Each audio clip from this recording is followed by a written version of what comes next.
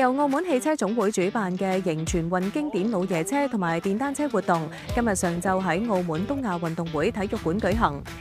旨在通過獨特嘅汽車文化形式，為全運會預熱造勢，以迎接即將到嚟嘅全運會。由25架經典老爺車同埋25架電單車組成嘅車隊，涵蓋咗唔同年代嘅代表性車型，每一架都經過精心保養，車身均張貼咗醒目嘅全運主題裝飾，既展現咗復古美學，又傳遞咗全民全運嘅精神。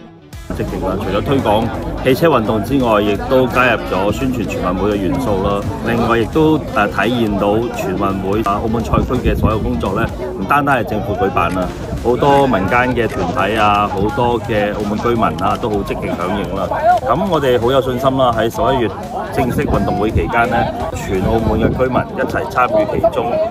復古嘅車型同現代嘅城市景觀交相輝映，本次活動將經典汽車文化與全運精神相結合，係一次創新嘅嘗試。期望活動唔單止喚起市民嘅懷舊情懷，更能點燃大家參與體育嘅熱情。